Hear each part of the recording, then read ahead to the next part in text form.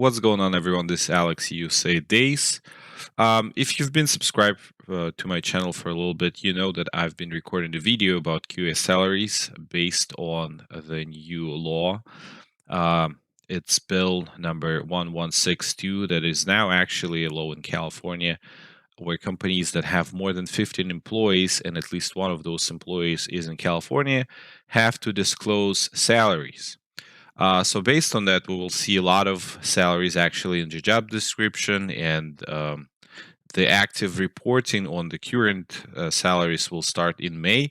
But I think we're already seeing some of those uh, salaries showing on the job description. So we're going to take a look at them. I think we can talk about the salary range in the United States through that information from the video on the junior level, mid level, and the senior level for QA engineers. What's good about California? California gonna show now the salaries. A lot of the jobs in California are remote.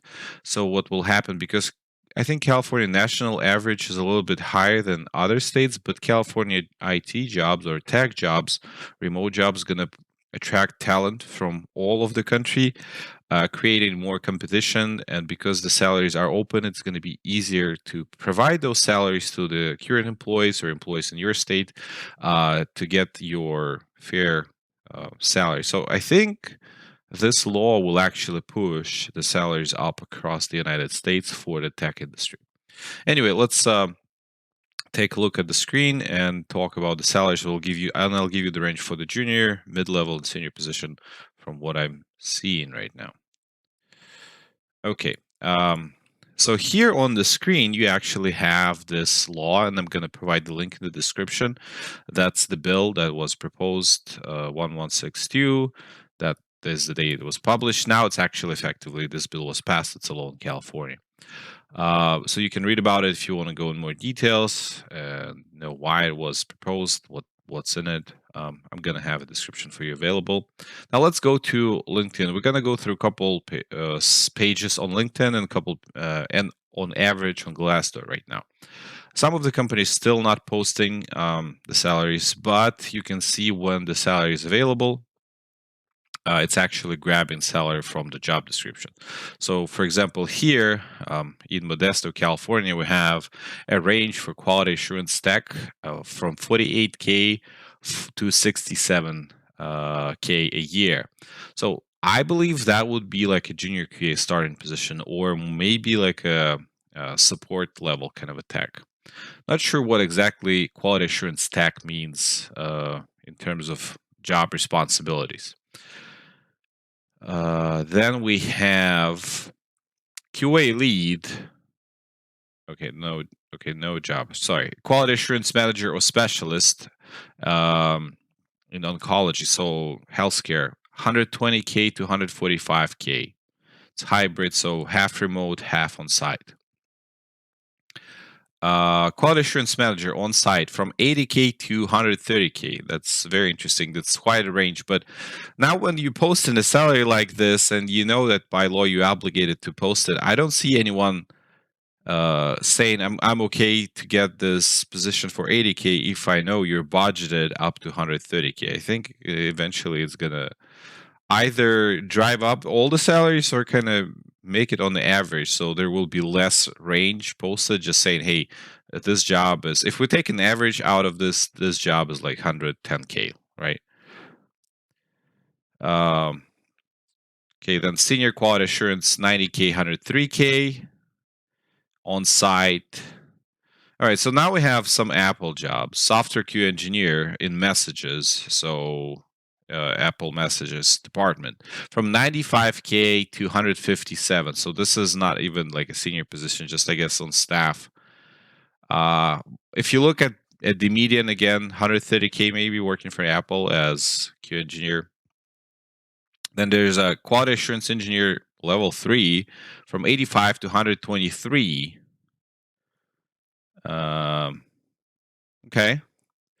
Here's a senior position from 74 to 145. How can you have a range of 50K, not 50, sorry, of 70K difference? It's like twice as much. It's just insane. Yeah, I think companies will have to get more specific in terms of how much they're going to pay for the position. Otherwise, I don't see how someone looking at this will say, "Hey, yeah, I'm okay with 74K," even though I see and I know you're budgeted for 145K for this position. Senior Q engineer level 3 from 95K to 164K. TikTok. Software QA engineer for TikTok from 160K to 230K. Think about that. That is pretty insane. All right. Getting back down to earth here was this position right here from 86K to 110K. Hybrid, so half remote for TikTok. It doesn't say if it's remote or not. What else we got? Nothing here. All right, let's go to the second page. Level 2 Q engineer. So from 70K to 100K, Crown Castle. Okay. And here's another one. Senior Q engineer from 130 to 155K on site. This one that is for 70 to 100K is remote. So that's a plus. You can work anywhere in the States. Maybe that's why, if that's a remote position and if you can work anywhere in the States, they're kind of making the salary a little bit lower comparing to other salaries that are in California. Here's Apple for manual Q engineer for computer vision from 95K to 157K. So again, it's almost it's insane. 60K difference is just crazy. Senior Q engineer 113 to 140. Take two. Okay. Again, TikTok. TikTok was their salaries. 160K, 230K, senior quality insurance engineer, global e-commerce. People gonna watch this video, they're gonna all go and work for TikTok now. It's just crazy how much they're paying. Okay, now staff Q engineer in Apple from 78 to 150. That's pretty good. All right, so I think we get kind of a picture here. So this is what Glassdoor says. So for QA engineer salaries, there are about 5K salaries in California of a median of 100K. Then there's a 5K salaries for 95K, right? Senior Q engineer 2K salaries was 120K, and another senior Q engineer 1K of salaries reported was 142. Right, so we're starting to form a picture here, and here's your median in the last 2 to 4 years, from 77K to 130K. So I could not ask ChatGPT about it because I've been recording a lot of videos, and ChatGPT been great with providing very good answers for interview questions. But on the median salary, so I ask you engineer salary by seniority, but let's do this by seniority.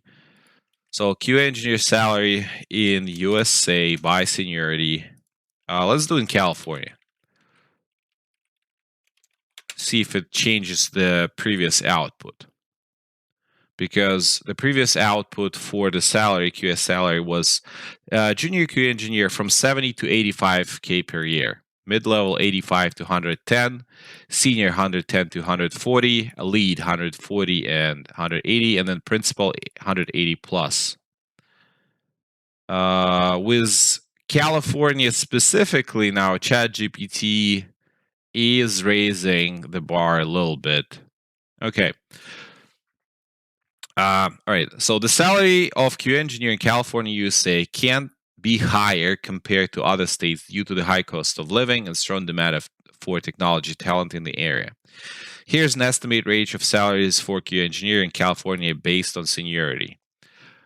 Junior QA engineer from 80K to 100K a year, mid-level from 100K to 120K a year, senior 120 to 160K a year, lead 160 to 200K per year, and principal 200 plus.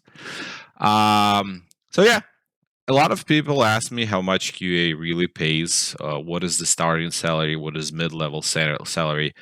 what should you talk about in terms of, hey, if there's a discussion about how much money you want for the position. And this is, by the way, one of the most asked questions. It's quite common during the interview. You will be asked how much, or recruiters, if you go through recruiters or HR, the company, you will be asked how much money you want for the position. They mainly do to see if you fit their budget. So recruiters do that on purpose of kind of if you fit the budget and what is their cut, because their cut is a difference between what they've been given and what you're going to agree on. But for the HR that's actually on site in the company, they just want to understand if they can afford you. When I answer this question, I'm very flexible. If I go through an interview and they ask me, hey, how much money do you want? I say, because of the market right now and everything is kind of remote, every state is a little bit different. There's a lot of positions, and you've seen the ranges. Something says 70K, other says 120K, and that's for the same position, the ranges. I'll be just saying I'm very flexible to work with, the budget that you have. So not in terms of that, hey, I'm gonna go for 70K, but in terms of, no, normally they're gonna give the honest number. So they'll say, okay, we have budgeted for this position up to 120K. If you talk with the internal HR person, if you talk with a third party recruiter, though, they're interested to give you less or to negotiate less for you, so they can get the difference.